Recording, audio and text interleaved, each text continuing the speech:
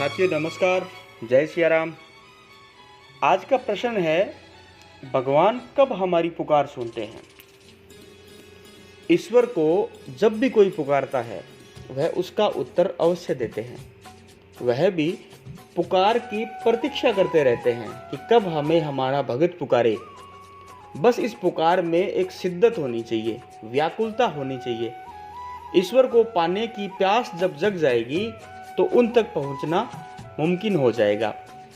हृदय में यह व्याकुलता कैसे जागेगी? इसका एकमात्र उपाय है ईश्वर की निरंतर भक्ति, उनका निरंतर ध्यान।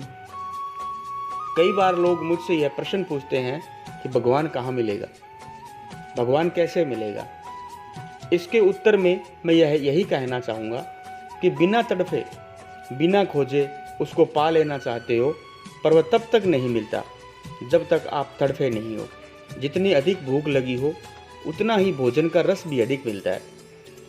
अगर आपको भूख नहीं है तो भले ही कितना ही स्वादिष्ट भोजन आपके सामने रख दें, आप उस भोजन का आनंद ही नहीं ले सकते। ठीक ऐसे ही जिसके भीतर परमात्मा से मिलने की तड़फ नहीं है, परमात्मा से मिलने की प्यास नहीं है, जो विरह की आग में जला ही नहीं है, उसके लिए परमात्मा का मिलना कभी नहीं हो सकता। उसके मिलने का सुख वह जान ही नहीं सकता। इसमें परम भगत मीराबाई कहती है कि मैं तो प्रेम दीवानी, मेरा दर्द न जाने कोई।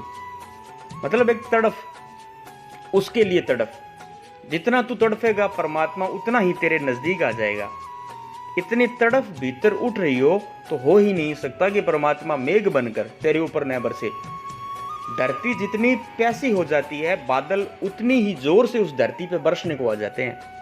इसलिए मैं कहता हूँ, आप ये मत पूछो कि भगवान कब मिलेंगे, भगवान कैसे मिलेंगे। अगर पूछना ही है तो ये पूछो कि मेरे भीतर प्यास कैसे जगेगी, हमारे भीतर तड़फ कैसे जगेगी। अगर प्यास नहीं है, अगर मिलने की चाह नहीं है, तो भगवान तुम्हारे दरवाजे पर आकर खड़ा भी हो जाए तो भी तुम उसको पहचान नहीं पाओगे। तुम कहोगे अभी जाओ, मेरा दुकान खोलने का समय है, या मेरा ये काम करने का समय है, अभी मुझे फुर्सत नहीं है, अभी मुझे तुम्हारी चाह नहीं है। यह बात ध्यान रखना, परमात्मा बिना बुलाए कहीं जाते ही नहीं है। तुम उसको हजारों बार बुलाओ, वह आपकी नहीं सुनेगा। इसलिए नहीं कि वह बहरा है, इसलिए नहीं कि वह सुनना ही नहीं चाहता, बल्कि इसलिए कि जब तक तुम्हें पुकारने की कला ठीक से नहीं आ जाती, तुम सही से पुकार नहीं पाते। जब तक पुकार नहीं पाओगे तब तक वह तुम्हें जवाब नहीं देगा। तुम किसी ऐसे पहाड़ की चोटी पर खड़े हो जाओ जहां नीचे घाटी हो, तो वहां जोर से बोलने पर तुम्हारी ही आवाज वापस आती है। ऐसे ही तुम जिस भाव से प्रार्थना करते हो, तुम्हारी ही प्रार्थना प्रतिध्वनित होकर वापस तुम तक ही आती है। जब तक प्रतिध्वनि तुम तक आ जाती है तो इसी को कहते हैं कि भगवान का जवाब आ गया। तुम ऐसा करके देखना, तुम्हारे मन में यह जो शंका उठी है, भगवान किसी की नहीं सुनता है और किसी की नहीं सुनता, यह शंका दूर हो जाएगी।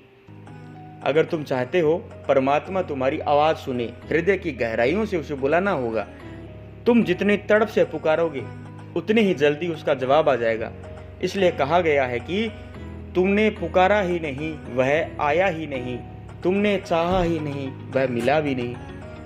कभी भी दोष मत देना कि भगवान हमारी सुनता नहीं है। सच तो यह है कि तुम्हें सुनाना ही नहीं आता।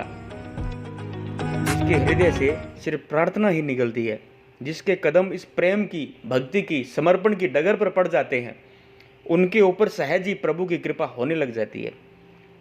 इसलिए अपने भीतर प्रभु प्रेम की, प्रभु विरह की आग को जलाई रखें। भगवान आपको जरूर दर्शन देंगे, आपके सारे मनोरथ सिद्ध करेंगे, भगवान आप पर कृपा करेंगे। आशा है आपको जानकारी पसंद आई होगी। जो हमारे चैनल दुर्लभ ज्ञान गंगा पे नए हैं, उनसे निवेदन कि चैनल को सब्सक्राइब कर लें, बेल आइकन को दबाएं, ताकि आने वाली नवीन जानकारी आप तक सीधी पहुंच सके। मिलते हैं नवीन जानकारी के साथ, तब तक जय श्री राम, जय गुरुदेव।